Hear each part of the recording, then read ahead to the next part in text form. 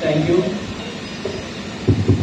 సభాధ్యక్షులు మన ఆర్వి గారు, ఈనాటి ప్రభుత్వ పెన్షన్ మరియు ఆత్మీయ సమావేశానికి ముఖ్య అతిథులుగా విచ్చేసినటువంటి పార్లమెంట్ సభ్యులు, మన పార్లమెంటు అభ్యర్థిగా పోటీ చేసినటువంటి గౌరవనీయులు పెద్దలు వేమిరెడ్డి ప్రభాకర్ రెడ్డి గారు, ఇప్పుడు వరకు మీరు చెప్పారు మా ఆత్మీయ సోదరుడు మనతో పాటు కనిపించింది అని మీరు అత్యంత ఆప్తులుగా భావిస్తూ సోదరుడుగా భావిస్తున్నటువంటి ఈ నియోజకవర్గం నుంచి మన అభ్యర్థిగా పోటీ చేసినటువంటి నాగేశ్వరరావు గారు, వేదిక మీద ఉన్నటువంటి వేదిక ఉన్నటువంటి పెద్దలందరూ కూడా ప్రభుత్వ ఫ్యాన్స్ ఉన్నా కూడా ఈ ప్రభుత్వం ఏదైతే 5 సంవత్సరాల్లో అన్ని వర్గాల ప్రజల్ని హింసలెట్టింది, మానసిక క్షోభ గుర్తించింది. ప్రత్యేకించి పెన్షన్లని, ప్రభుత్వ ఉద్యోగులని, మిగతా అన్ని వర్గాలను కూడా ఎంత దారుణంగా హింసించాలో, ఎన్ని పైశాచిక పద్ధతులు ఉన్నాయో అన్ని పద్ధతులని కూడా తూచా తప్పకుండా పాటించినటువంటి భారతదేశంలో స్వతంత్రం వచ్చిన తర్వాత అంత దుర్మార్గులు వ్యవహరించిన ఏకైక ప్రభుత్వం జగన్మోహన్ రెడ్డి గారి ప్రభుత్వం. దాంతో ఉద్యోగస్తులు, పెన్షన్లు ఎంత వేదన గురవుతున్నారు. వివిధ సామాజిక వర్గాలు కూడా ఆ దాడుల గురించి కానీ, దేశం గురించి కానీ భయపడుతున్నారు. రేపు తెలుగుదేశం, జనసేన, బీజేపీ పార్టీలు ఉమ్మడి కూటమి గెలిపించడానికి సంసిద్ధంగా ఉన్నారు.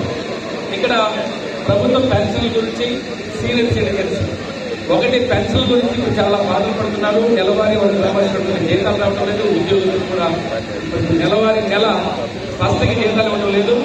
రేపు ఈ ప్రభుత్వం ఉమ్మడి ప్రభుత్వం అధికారంలోకి వచ్చిన వెంటనే చేసే పని పెన్షన్లకి సకాలంలో వారి పెన్షన్స్ నెల మొదటి తేదీని అందించడం ఈ చంద్రబాబు నాయుడు గారు నిన్న ఇచ్చినటువంటి మేనిఫెస్టోలో. This is a peoples manifesto. This manifesto is for all categories of people, not for one caste, not for one section. It is a manifesto which is intended for all the sections of the people. అన్ని వర్గాల ప్రజలు స్పృశించారు. అద్భుతమైన manifesto. మొట్టమొదటిగా నాకున్నటువంటి రాజకీయ పరిజ్ఞానంలో ఇంత గొప్ప manifesto Andhra Pradesh రాజకీయాల్లో ఎవరు కూడా తీసుకురాలేదు. అది చంద్రబాబు నాయుడు గారు మన ఉమ్మడి కూటమి అద్భుతమైన మేనిఫెస్టో తీసుకొచ్చింది. అదేవిధంగా ఇందాక మన సోదరులు పెద్దలు 76 నాకు అనిపించలేరు కానీ చాలా తక్కువ వయసులో యాక్టివ్గా ఉన్నారు. వారు చెప్పిన ప్రకారంగా బ్రాహ్మిన్స్ కూడా రేపు స్పెషల్ కార్పొరేషన్ దిశగా కూడా, అంటే ఉన్నటువంటి కార్పొరేషన్, బ్రాహ్మణ కార్పొరేషన్ కానీ, క్రెడిట్ కోఆపరేటివ్ సొసైటీ బ్రాహ్మణ సంబంధించిన దాన్ని డెవలప్ చేయడానికి కూడా కృషి చేస్తున్నారు. ప్రతి నియోజకవర్గంలో అపరకర్మలు చేసుకోవడానికి బ్రాహ్మిన్స్ కి ఒక భవనాన్ని కూడా కట్టించాలని ప్రపోజల్ కూడా మేనిఫెస్టో ఇవ్వడం జరిగింది. మీరు ఇంత కొన్ని అడిగారు పెద్దల గౌరవనీయులు, మన కాబోయే ఎంపీ గారు చూస్తారు బస్సుల్లో ఉంది కానీ ట్రైన్స్ లో తర్వాత రద్దు చేయబడింది. ఇక్కడ మనం హామీ ఇచ్చేది కాదు కానీ మేనిఫెస్టోలో ఉండే మీకు చెప్పగలం. ఉద్యోగస్తులకు అయితే పెన్షన్స్, ఉద్యోగస్తుల జీతాలు 1వ తారీఖే వస్తాయి. బీఆర్సీ చేస్తున్నారు, వారికి సదుపాయాలు కలిగిస్తున్నారు, జీతాలు సకాలంగా వచ్చాడు. ఇంకొకటి ఏంటంటే సామాజిక పెన్షన్లు ఎవరైతే పేరు వర్గాలు ఉన్నారో 3,000 రూపాయలు 200 నుంచి 700 పెంచింది చంద్రబాబు నాయుడు గారు. 700ని 2,000 చేసింది చంద్రబాబు నాయుడు గారు. అదే 3,000 చేయడానికి 5 సంవత్సరాలు పట్టింది జగన్మోహన్ రెడ్డి గారు. రేపు అధికారంలోకి వచ్చిన వెంటనే ఈ కోటికి 4,000 రూపాయలు పెంచుతూ ఏప్రిల్, మే, జూన్ కూడా పెరిగినటువంటి 7,000 రూపాయలు జూలైలో ఇవ్వడం కూడా జరుగుతుంది. పెన్షన్ గురించి దయచేసి గుర్తుంచుకోండి. అందరూ ఉపయోగపడేటువంటిది.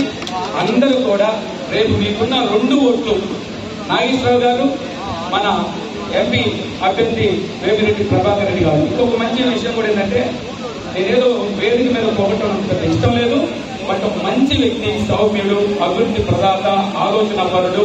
ఈ రోజు మన తెలుగుదేశం పార్టీకి రావడం వల్ల నేనైతే మొదట్లో నేను అంత భావించలేదు కానీ మనస్ఫూర్తిగా వారు తెలుగుదేశం పార్టీ ఎంపీ అభ్యర్థిగా నెల్లూరు అభ్యర్థిగా పోటీ చేయడం మనకు గర్వకారణం, చాలా గొప్ప విషయం. It's good sign.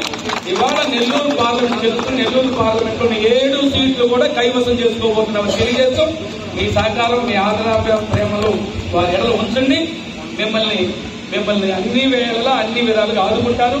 నా వంతుగా కూడా మేము జిల్లాలో ఏదైనా సమస్య ఉన్నా కూడా, అంతకుముందు జడ్పీ చైర్మన్ ఉన్నప్పుడు కూడా ఏ ఉద్యోగం వచ్చినా, ఏ సమస్య వచ్చినా, ట్రాన్స్ఫర్ ఉన్నా, ప్రమోషన్ ఉన్నా ట్రాన్స్పరెంట్ గా, no caste no bar, transparent గా చేసాం. అది చేస్తాం. ఈ నియోజకవర్గాన్ని ప్రకాశం జిల్లాలో అదేవిధంగా మార్కాపురం జిల్లాగా రెండింటినీ కూడా